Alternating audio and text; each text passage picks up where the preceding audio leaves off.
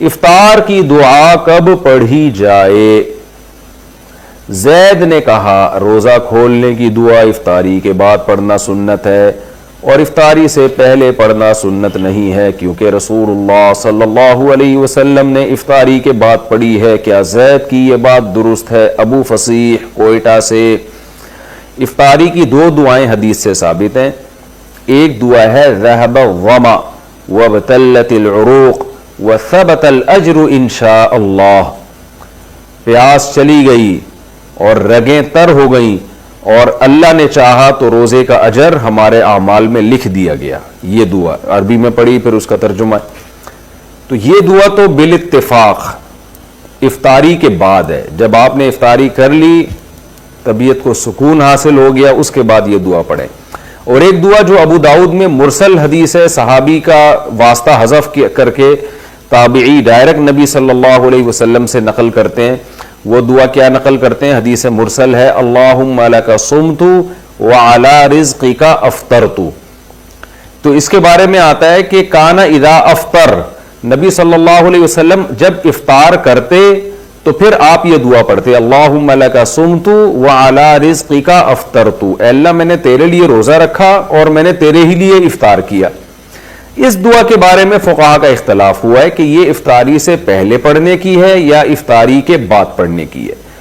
جو حضرات جنہوں نے اچھا نبی سے نہیں پتا صاف لفظ واضح طور پر کہ آپ افطاری کے بعد پڑھتے تھے یہ پہلے پڑھتے تھے، تو جن حضرات نے حدیث کے ظاہری الفاظ کو دیکھا، جو الفاظ میں ابھی پڑھ کے سناتا ہوں، جنہوں نے حدیث کے ظاہری الفاظ کو دیکھا انہوں نے کہا کہ یہ افطاری کے بعد پڑھی جائے گی۔ حدیث کے ظاہری الفاظ کیا ہے؟ کانا اذا افطر، نبی جب افطار کرتے، تو اس سے تو پتہ چل رہا ہے جب افطار کر لیتے افطاری کے بعد یہ دعا پڑھتے۔ اور دعا کے الفاظ بھی کیا ہیں؟ اللہم لک صمت، اے اللہ میں نے تیرے لیے روزہ رکھا، یعنی پاسٹ کی بات ہے، وعلی رزقک افطرت، اور تیرے رزق پر میں نے افطار کیا، تو اس کا مطلب کر چکا ہے نا، تبھی تو دعا پڑھ رہا ہے۔ تو یہ ان حضرات کی رائے ہے جو یہ کہتے ہیں کہ افطاری کے بعد یہ دعا پڑھی جائے گی، لیکن دوسرے جو بہت سے علماء اس کے قائل ہیں کہ افطاری کے وقت یہ دعا پڑھی جائے گی۔ ان کی دلیل کیا ہے؟ وہ یہ کہتے ہیں کہ جو کام ہونے والا ہوتا ہے اسے بھی پاسٹ اور ماضی کے صیغوں سے تعبیر کیا جاتا ہے۔ جیسے حدیث میں جو آتا ہے نا، کانا اذا افطر، نبی جب افطاری کرتے مطلب افطاری کا ارادہ کرتے۔ اس کی مثال ایسے جیسے قرآن میں آتا ہے، یا ایھا الذین آمنوا اذا قمتم الی الصلاۃ، اے ایمان والو جب تم نماز کے لیے کھڑے ہو جاؤ، فاغسلوا وجوہکم، اپنے چہروں کو دھو۔ تو کیا مطلب کھڑے ہو جاؤ پھر تھوڑی دھو، بلکہ جب تم کھڑے ہونے کا ارادہ کرو۔ تو جو کام ہونے والا ہوتا ہے اس کو بھی ماضی سے تعبیر کیا جاتا ہے۔ تو اذا افطر کا مطلب اذا اراد ان یفطر، نبی صلی اللہ علیہ وسلم جب افطار کرتے، یعنی جب افطار کا ارادہ کرتے، جب افطار کی نیت کرتے، اس وقت یہ دعا پڑھتے۔ اسی طرح یہ جو حدیث میں الفاظ ہیں کہ اس میں ماضی کے صیغے، اللہم لک صمت وعلی رزقک افطرت، اے اللہ میں نے تیرے لیے روزہ رکھا، تیرے رزق پر میں نے افطار کیا۔ تو یہاں بھی یہ علماء کہتے ہیں کہ افطار کیا کا مطلب کرنے والا ہوں۔ تو جو کام ہونے والا ہوتا ہے اس کو بھی ماضی کے صیغوں سے تعبیر کیا جاتا ہے۔ اس کی عربی زبان میں بہت مثالیں ملتی ہیں۔ تو اب دونوں طرف دلائل ہیں اور کوئی یقینی دلیل کسی ایک مسلک کی تائید کے لیے بھی نہیں ہے۔ البتہ ہماری رائے میں یہ جو دوسرا موقف ہے یہ زیادہ دلیل کے لحاظ سے اس لیے افضل معلوم ہوتا ہے۔ دوسرا موقف کیا ہے کہ افطاری سے پہلے پڑھنی چاہیے یہ دعا، یعنی افطاری کے وقت، افطاری کا بالکل ٹائم ہو چکا ہے تو آپ کھجور کھانے سے پہلے، پانی پینے سے پہلے یہ دعا پڑھ لیں، اللہم لک صمت وعلی رزقک افطرت، یہ پڑھ کے آپ کھائیں۔ تو یہ موقف ہماری رائے میں اس لیے ہے کہ تعامل ناس ہے، عامۃ المومنین اسی پر عمل کرتے چلے آ رہے ہیں کہ عام طور پر یہ دعا افطاری سے پہلے پڑھی جاتی ہے۔ اور ویسے بھی دو دعائیں ہیں، تو ایک افطاری سے پہلے پڑھ لی جائے اور ایک افطاری کے بعد، کیونکہ افطاری کے بعد والی جو دعا ہے وہ تو متعین ہے، ذهب الظما وابتلت العروق وثبت الاجر انشاء اللہ تعالی۔ تو ہماری رائے میں یہ دوسرا موقف زیادہ بہتر معلوم ہوتا ہے، تعامل ناس، لوگوں کے عمل کی وجہ سے۔ شریعت میں جو ہے نا اتفاق، اتحاد، ما رآہ المؤمنون حسنا فهو عند اللہ حسن۔ عبداللہ بن مسعود کا قول ہے کہ جس چیز کو مسلمان اچھا سمجھتے ہوں اللہ کی نظر میں بھی وہ اچھی ہوتی ہے. تو ڈیڑھ اینٹ کی الگ سے مسجد نہیں بنانی چاہیے. جب جس پر سب عمل کر رہے ہیں تو اسی پر عمل کی جائے, جبکہ اس پہ دلیل بھی قائم ہو. تو بہرحال دونوں طرف دلائل ہیں. کسی ایک موقف پر سختی کرنا, دوسرے کو برا بھلا کہنا, یہ درست نہیں ہے. اگر کوئی وہ والا موقف اختیار کرتا ہے کہ نہیں جی افطاری کے بعد ہی یہ دعا پڑھنی چاہیے, تو بھی ٹھیک ہے, تو بھی کوئی حرج نہیں ہے. کہ دیکھو دعا جو ہے نا, دعا اس میں اصل ہے انفرادی. اجتماعی دعا میرے لیے تو مانگنا بڑا ہی مشکل کام ہے. خیر مانگ لینی چاہیے, کبھی کبھار لوگوں کو سیکھنے کا موقع مل جاتا ہے, لیکن اجتماعی دعا کے موقع تو کبھی کبھار ہی آتے ہیں نا. آپ مجھے ایک بات بتاؤ, جب کسی سے قرضہ مانگنے کے لیے جاتے ہو, کسی ذاتی ضرورت سے لیے جاتے ہو, تو کیا بھونپو ہاتھ میں لے کے جاتے ہو؟ اس کو بھونپو کہتے ہیں نا, وہ جو اسپیکر ہوتا ہے. یہ پوری قوم کو لے کے جاتے ہو, جا کے چھپڑ میں اس سے لجاجت کرتے ہو بیٹھ کے کہ یار تو حالات دیکھ رہے, غربت مہنگائی کہاں پہنچی ہوئی ہے, یار تھوڑا کچھ روکڑا شوکڑا دے دے. ایسا ہی ہوتا ہے کہ نہیں ہوتا؟ تو دعا کا جو اللہ نے اصول بتایا ہے قرآن مجید میں, ادعوا ربکم تضرعا وخفیا, اپنے رب کو پکارو عاجزی کے ساتھ اور چپکے سے. تو دعائیں کرنا سیکھیں. مسئلہ سارا مسلمان کے ساتھ یہ ہے کہ اس کا ہر ایک کے ساتھ کنیکشن. جی بیٹا, اچھا میں پڑھ لوں دعا کے لیے, ٹھیک ہے.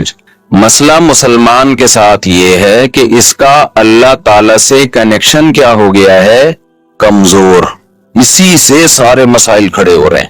تو دیکھو آج کے اس بیان میں نا جو بات سیکھنے کی ہے, میرے لیے بھی آپ کے لیے بھی, جو میں جتنی باتیں کرتا ہوں میں اس میں سب سے پہلے اپنے آپ کو خطاب کر رہا ہوں. میرا کبھی یہ دعویٰ نہیں ہے کہ جو باتیں میں کر رہا ہوں تو وہ مجھے ضرورت ہی نہیں ہے.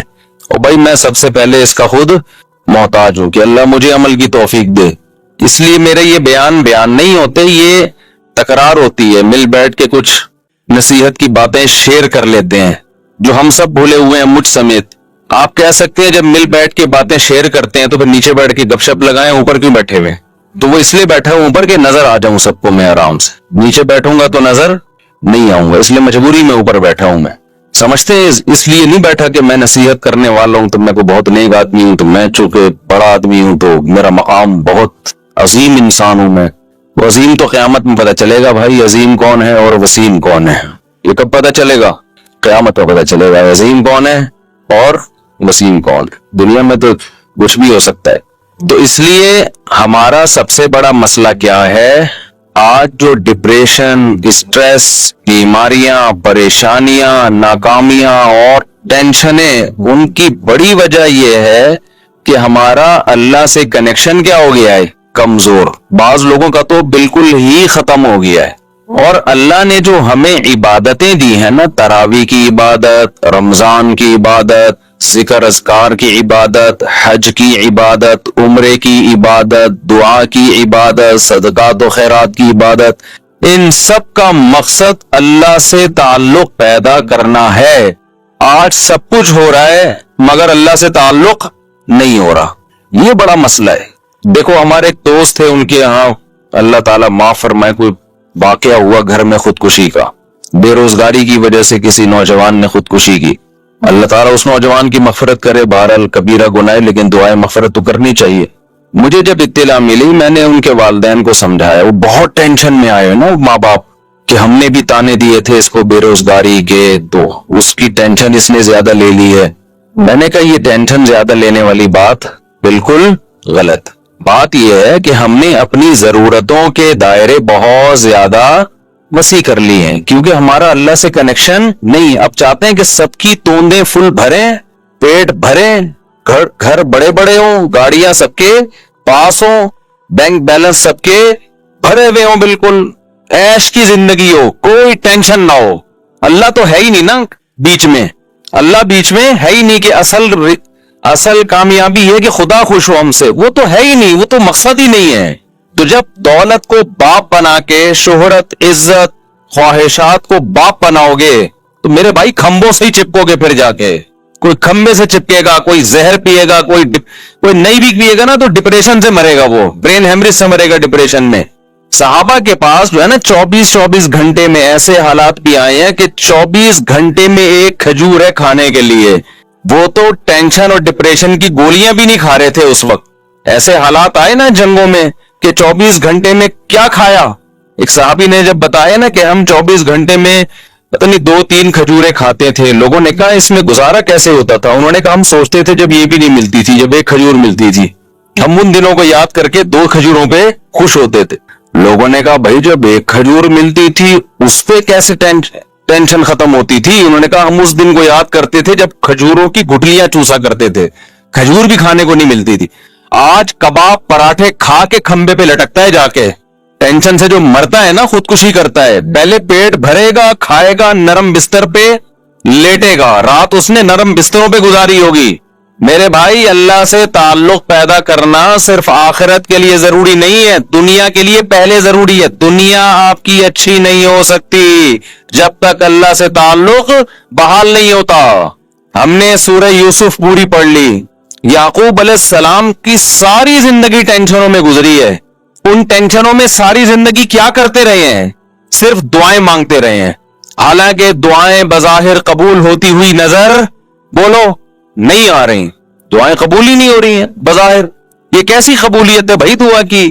جب اللہ نے ایک خوبصورت بیٹا دیا, اس کو خواب آیا, خواب سے لگا کہ یہ پیغمبر بنے گا, تو یعقوب علیہ السلام نے اسی وقت سے دعائیں مانگنا شروع کر دی. اے اللہ اس کو زمین کا لوگوں کا امام بنا, جو تو نے نعمت کی ہے نا میرے دادا ابراہیم پر, اے اللہ وہ نعمت مکمل کر میرے بیٹے یوسف کے ذریعے, اس کو بھی نبی بنا. اس وقت سے دعائیں مانگی ہوں گی کہ نہیں مانگی ہوں گی؟ نظر بد سے بچنے کے لیے بھی دعائیں مانگی ہوں گی. بہت خوبصورت بیٹا تھا, اے اللہ اسے حاسدوں کے حسد سے بچا, مانگی ہوں گی کہ نہیں مانگی ہوں گی؟ بھائی بولو کیا ہو گیا؟ یہ دعا بھی مانگی, اے اللہ اسے حاسدوں کے حسد سے بچا. اتنا خوبصورت بیٹا ہے یہ, اتنا نیک بچہ ہے یہ, لیکن سارے کام بظاہر کیا ہو رہے ہیں؟ الٹے. حسد بھی کھا رہی ہے, بھائیوں نے اٹھا کے کنویں میں ڈال دیا اور باپ کی نظروں سے اوجھل. تو کیا کہا ہے یعقوب علیہ السلام نے کہ میں خودکشی کروں گا, میرا بیٹا کہاں ہے بھائی؟ تم نے جو کرتا لا کے دیا مجھے جس پہ چھوٹا خون لگا ہوا ہے, یہ جھوٹ بول رہے ہو, اور پھر مسلسل ڈپریشن ٹینشن میں جاتے جاتے بالآخر خدا نخواستہ کوئی خیال آیا ان کے دل میں خودکشی کا. وہ کیا کر رہے ہیں بھائی؟ فصبر جمیل. میں کیا کروں گا بھائی؟ صبر, کیونکہ میرے پاس تو کوئی تحقیق کا ذریعہ بھی نہیں ہے کہ تم سچ کہہ رہے ہو کہ جھوٹ کہہ رہے ہو. دعا بظاہر قبول ہونے کے بجائے کیا ہو رہی ہے؟ رد ہو رہی ہے. کوئی مایوسی کی بات نہیں کی یعقوب علیہ السلام نے. اے اللہ میں تجھ سے کیا مانگ رہا تھا اور تو میرے ساتھ کیا کر رہا ہے؟ تو مجھے ٹینشنیں دے رہا ہے, مجھ سے کیا گناہ ہوا ہے؟ اور ایسا بھی نہیں کہ یعقوب علیہ السلام نے روحانی علاج والوں سے رابطہ کیا ہو, بے شرم لوگوں سے, کیونکہ یہ بڑے بے شرم ہیں. اچھے گھر جادو ٹونے کے نام پہ ان بے شرموں نے تباہ کیے ہیں. جادو ہے, ٹونا ہے, فلانا ہے, ڈمکانا ہے, جو اصل کام کرنے کا ہے اس سے یہ کیا کر دیتے ہیں؟ آپ کو ہٹا دیتے ہیں. یعقوب علیہ السلام اللہ سے کیا کر رہے ہیں؟ دعائیں مانگ رہے ہیں. وہ دعا کیسے قبول ہو رہی ہے؟ یوسف علیہ السلام مصر میں بجائے کنویں سے نکلنے کے مصر کے بازاروں میں بول لو نا کیا ہو گیا, فروخت ہو رہے ہیں. پھر دوسرا بیٹا بھی گیا تھوڑے دنوں کے بعد, ایک ملنے کے بجائے بنیامین بھی چلا گیا. رو رہے ہیں, جو غیر اختیاری چیز ہے, رو رہے ہیں, غیر اختیاری ہے نا. تو بچوں نے کیا کہا کہ آپ ابھی تک یوسف کو یاد کر کے رو رہے ہیں. کیا فرمایا؟ انما اشکو بثی وحزنی الی اللہ. میں اپنے غم کس کے سامنے بیان کرتا ہوں؟ اللہ کے سامنے. اللہ کے سامنے تو بیان کیا جائے گا غم. وَأَعْلَمُ مِنَ اللَّهِ مَا لَا تَعْلَمُونَ. میں اللہ کے بارے میں وہ کچھ جانتا ہوں جو تم نہیں جانتے. ناکامیوں کے نقشے میں کامیاب کرنا کس کا کام ہے؟ اللہ کا کام. مایوس نہیں ہوں, جو ہو رہا ہے میرے حق میں بہتر ہو رہا ہے, اگرچہ مجھے سمجھ میں نہیں آ رہا. تصور نہیں تھا نا بادشاہ بنا کے اللہ ملائے گا. ان کے مسائل خدا کی قسم ہمارے مسائل سے کئی گنا زیادہ تھے. میں مانتا ہوں بے روزگاری ہے, مہنگائی ہے, پھر بھی پراٹھے کھا رہے ہیں لوگ اس مہنگائی میں بھی, پھر بھی زیادہ کھا کے مر رہے ہیں, کم کھا کے نہیں مر رہے لوگ. اور جو کم کھانے والے ہیں, جو واقعی غریب ہیں, ان کے یہ مسائل بھی نہیں ہیں, انہیں صبر آ رہا ہے. زیادہ تر عیش پرست لوگ ہیں جن کو صبر نہیں آتا, تو یہ سارے مسائل کس کی وجہ سے میرے بھائی؟ اللہ سے تعلق نہ ہونے کی وجہ سے۔ حضرت مولانا شرف علی تھانوی رحمہ اللہ نے بڑی پیاری بات لکھی۔ ایک مرید نے نا ان کو لکھ کے دیا کہ مجھ سے گناہ نہیں چھوٹتا، گناہ کرتا ہوں توبہ کرتا ہوں، گناہ کرتا ہوں توبہ چھوٹ نہیں رہا، حضرت توبہ کر کر کے تھک گیا۔ انہوں نے فرمایا کرتے رہو، اس توبہ کی وجہ سے تعلق تو بحال ہے نا اللہ کا۔ چلو محبت کا تعلق نہیں، معذرت کا تعلق تو ہے، ایکسکیوز کا تعلق تو ہے۔ نہیں آئی میرا خیال ہے بات سمجھ میں۔ ایک تعلق ہوتا ہے اطاعت کا تعلق، فرما برداری کا تعلق، اصل تو یہ تعلق ہے کہ آپ اللہ کے فرما بردار بن کے رہیں۔ اور ایک تعلق ہوتا ہے فرما بردار نہیں ہے لیکن معذرت کر رہا ہے بار بار، تعلق تو ہے نا۔ اور ایک ہے کہ تعلق ہی نہیں ہے، نہ اطاعت کر رہا ہے نہ اللہ سے معافیہ مانگ رہا ہے۔ آج مسلمان کا بہت بڑا مسئلہ کیا ہے کہ اللہ کو اس نے اپنی ڈکشنری سے نکالا، اب چند رسومات میں تو اللہ رہ گیا ہے، چند رسومات میں، لیکن ایسا مضبوط تعلق نہیں ہے کہ یہ اللہ آپ کو ڈپریشن سے نجات دے دے، یہ اللہ آپ کی ٹینشنیں دور کر۔ دیکھو جب آپ ٹینشن میں ہوتے، کوئی محبوب دوست مل کے آپ کے ساتھ ٹینشن شیئر کر لے تو آپ کو خوشی ہوتی ہے نا، آپ کہتے ہیں یار تمہاری وجہ سے میرا غم کیا ہو گیا ہے۔ عقیدہ اس کی، کیونکہ نبی صلی اللہ علیہ وسلم نے جہاں بھی صیام رمضان کا ذکر کیا، قیام رمضان کا بھی ساتھ میں ذکر کیا، دن کا روزہ رات کا قیام، دن کا روزہ رات کا قیام۔ تو یہ قیام کیسے ہوگا؟ نبی صلی اللہ علیہ وسلم نے 3 دن یہ قیام کر کے بتایا کہ ایسے ہوگا۔ اس میں کتنی رکعتیں پڑھی یہ معلوم نہیں۔ پھر حضرت عمر رضی اللہ تعالیٰ عنہ کے عمل سے ہمیں پتا چلا کہ بھئی وہ اس طرح سے 20 رکعتیں ہوں گی، کیونکہ پھر پوری دنیا میں حضرت عمر نے اسی کو رائج کیا اور چاروں اماموں کا اس پر اتفاق ہوا کہ 20 رکعت سے کم تراویح نہیں ہے۔ تو اس سے پتا چلا کہ یہ جو قیام رمضان ہے نا، یہی تراویح ہے اور کم سے کم یہ 20 رکعتیں۔ تو اس لیے، اور یہ سنت موقدہ ہیں کیونکہ ان کی بہت زیادہ تاکید ہے۔ تو سنت موقدہ کا حکم یہ ہے کہ مرد ہو یا عورت دونوں کے لیے ایک ہی حکم ہے، الگ الگ نہیں ہے۔ ہاں مرد بہتر ہے کہ جماعت سے پڑھے، جماعت سے سنت موقدہ نہیں ہے، خوب سمجھ لیں، انفرادی طور پر بھی پڑھ سکتے ہیں مرد ہو یا عورت ہو، لیکن جماعت سے پڑھنا افضل ہے، کیونکہ حضرت عمر نے جماعت قائم کی تھی، اور اس لیے تاکہ قرآن ختم ہو لوگوں کا، جن کو قرآن پڑھنا آتا ہے وہ جماعت کرائیں، جن کو نہیں آتا وہ قاری کے پیچھے سنیں۔ تو اب خواتین پہ تو مسجد کی جماعت فرض نماز بھی لازم نہیں ہے، تو تراویح کہاں سے لازم ہوگی؟ تو اس لیے خواتین بہتر ہے گھر میں تراویح پڑھیں۔ مسجد جانا چاہیں تو ہماری رائے تو یہی ہے کہ اس زمانے میں ان کو مسجد جانے کی بھی اجازت ہے، حدیث میں اس کی ثبوت ملتا ہے، اور تراویح میں تو ہمیں ملتا ہے کہ اسلاف اپنے عورتوں کو بھی تراویح کی نماز میں لایا کرتے تھے۔ تو لیکن بہرحال سنت موقدہ یہ ہے کہ پڑھ لیں آپ، جماعت سے پڑھنا سنت موقدہ نہیں ہے، گھر میں پڑھنا زیادہ افضل ہے۔ تو آپ گھر میں تراویح پڑھیں، 20 رکعت پڑھیں، اور سنت موقدہ کا حکم یہ ہے کہ کبھی کبھار چھوٹ جائے تو انشاءاللہ گناہ نہیں، کوئی حرج نہیں ہے، اس میں کوئی گناہ نہیں ملے گا، اور اگر کسی عذر سے چھوڑ دیں تو ویسے ہی کوئی حرج نہیں ہے، کیونکہ فرض واجب بہرحال نہیں ہے۔ تو بہت زیادہ تھکاوٹ ہو تو چھوڑی جا سکتی ہے، اور کبھی تھکاوٹ نہ بھی ہو تو کبھی ویسے ہی بھی چھوڑی جا سکتی ہے۔ میں نے دنیا میں کوئی ایسی مسجد نہیں دیکھی جس میں جتنی چاہے تراویحیں پڑھی جا رہی ہوں۔ بعض لوگ فتویٰ تو دیتے ہیں کہ کوئی عدد متعین نہیں ہے، لیکن وہ فتویٰ مارکیٹ میں چلتا پوری دنیا میں کہیں بھی نہیں ہے، یا تو کہیں پوری 8 ہو رہی ہوتی ہے یا کہیں پوری 20 ہو رہی ہوتی ہے، کیونکہ جب آپ کہیں گے نا جتنی چاہو پڑھ لو، امام نے ایک دن 8 پڑھا دی، اگلے دن 12 پڑھا دی، پبلک پکڑ کے امام کو کوٹ دے گی کہ تو کیونکہ مائنڈ لوگ لے کے آتے ہیں پہلے سے کہ ہم نے کتنی پڑھنی ہے، کتنی ہوں گی یہاں پہ۔ تو بعض فتوے صرف کچھ اسکالرز بیٹھ کے چلا دیتے ہیں مارکیٹ میں، وہ چلنے والے نہیں ہوتے، وہ خود اس پر خود عمل نہیں کر رہے ہوتے۔